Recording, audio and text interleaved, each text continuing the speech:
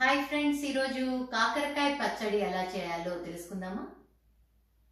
కాకరకాయ పచ్చడి చేయడానికి ముందుగా కాకరకాయ ముక్కలు, ఉల్లిపాయ ముక్కలు, వెల్లుల్లి, చింతపండు, జీలకర్ర ఇవన్నీ కట్ చేసుకుని మీకు కావాల్సినంత వెల్లుల్లి వేసుకోవచ్చు, చింతపండు వేసుకోవచ్చు.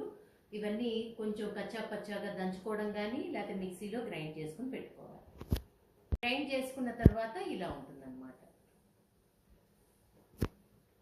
స్టవ్ ఆన్ చేసుకుని ముందు మనం ఏం చేయాలంటే పోపు వేసుకోవాలి.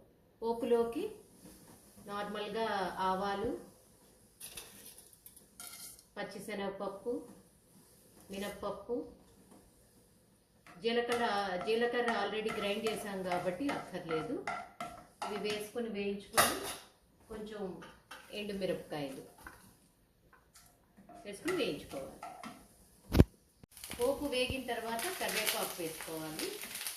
ఆ తర్వాత ఈ గ్రైండ్ చేసి పెట్టుకున్న కాకరకాయను కూడా ఈ పోపులో వేసేసుకోవాలి. ఓకేనా? వేసుకున్న తర్వాత కొంచెం పసుపు వేసుకోవాలి.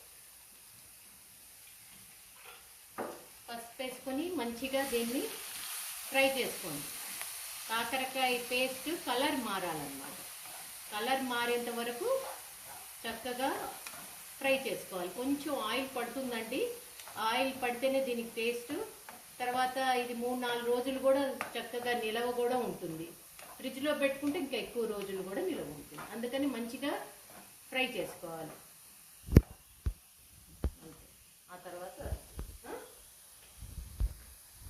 దీంట్లో ఇప్పుడు కావాల్సినంత ఉప్పు, కారం, అంటే కాకరకాయ బాగా వేగిన తర్వాత కావాల్సినంత ఉప్పు, తర్వాత కారం వేసుకోవాలి.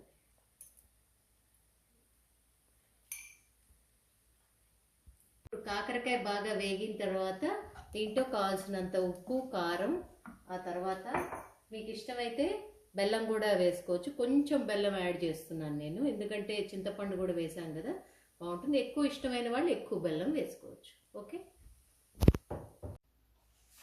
కాకరకాయ పచ్చడి రెడీ. సో ఇది ఎలా ఉందో టేస్ట్ చూసి చెప్తాను. ఓకే, చాలా బాగుందండి. వేడి అన్నంలో వేసుకొని నెయ్యి వేసుకొని తింటే చాలా టేస్టీగా ఉంటుంది. డెఫినెట్లీ తప్పకుండా మీరందరూ ట్రై చేయాలి.